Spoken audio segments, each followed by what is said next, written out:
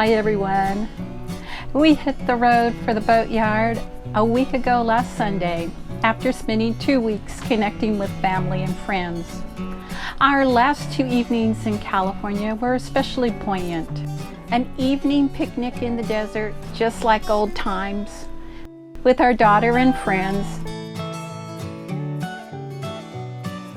and an al fresco barbecue at my sister's house. It made it hard to leave. On the last morning, we attended Minnie's swap meet, held annually in front of neighboring businesses in Costa Mesa. We did find a good buy on a compass for our binnacle, and again we ran into Rob. He made a purchase of a water tank and we brought it to his boat here in the yard.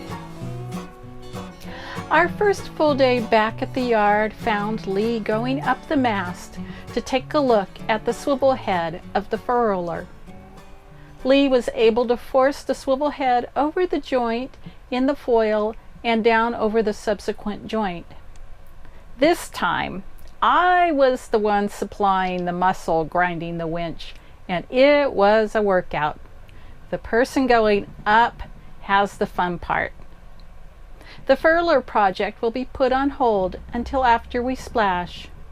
Once we are in the water, we will turn our attentions back to the furler.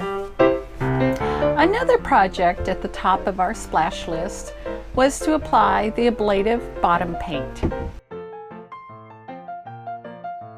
We thought, or rather hoped, the bottom would take 1 gallon for each coat. In fact, 1.5 gallons is more like it. So we are a little light on the paint, and it will be interesting to see how well it performs during the few weeks we are in the water before our haul out in August. That is, if we ever splash. Sometimes it seems like a bad dream where one is running through knee-deep mud with the finish line in view.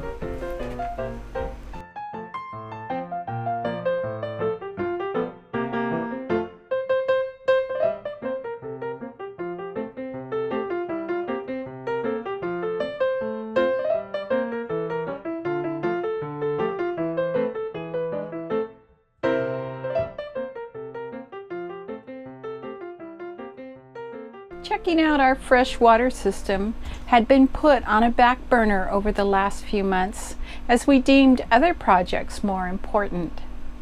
In the interim, we purchased bottled water from the water guy that came through the yard almost daily during the busy season.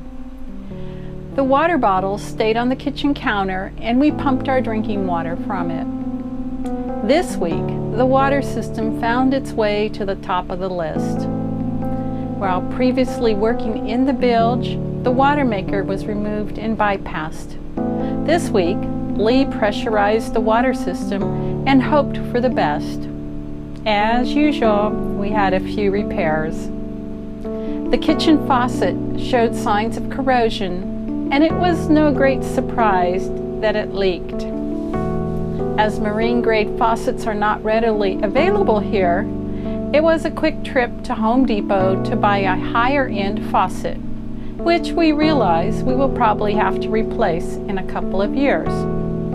Initially, Lee feared he would have to remove the sinks, as the deepness of the sinks prevented easy access to the underside of the faucet fixture. Perseverance prevailed, and we have a lovely shiny faucet. After fixing a few leaks in the lazarette, the water system was pressurized. As an aside, the arrow on the blue masking tape is to remind me which tank we are pulling from. The tanks were empty when the boat was placed on the hard 3 years ago. A few months ago, we added some water to the water tanks to see if we had any leaks. We're not sure if the water we added caused all the slime or if the tanks were already somewhat dirty. Your hands are clean, I thought. My hands are clean. We do know there was debris, and we spent yesterday cleaning and flushing the tanks before wiping them down with a mild bleach solution. Our recently purchased and never used engine oil extractor came in so handy for vacuuming and removing the water from the tanks. In examining the tank, there are some rust spots, and eventually the tanks will need to be replaced. One of the pleasurable tasks for me, as I look forward to spending some time in anchorages and away from the plentiful grocery stores of Guaymas, is considering on how we will change our menu from our usual fresh fruits and vegetables. I'm going to have to get creative and come up with some healthy alternatives. We do not consider the water from the yard faucet to be potable. So this morning, the water guy delivered 14 5-gallon containers, which filled our port tank and most of the starboard tank. With a tip, because the water guy carries the containers up the ladder, it costs 350 pesos, which is approximately $19. In the future, we are contemplating the purchase of a half-micron filter to be added at the kitchen sink to filter local tap water. We have already purchased a 50-micron filter to remove particulates at the tank fill and used that filter yesterday when we flushed the tanks. In the meantime, each day brings us closer to splashing, and we are bound and determined to splash, even if it is just for a few weeks. Stay tuned!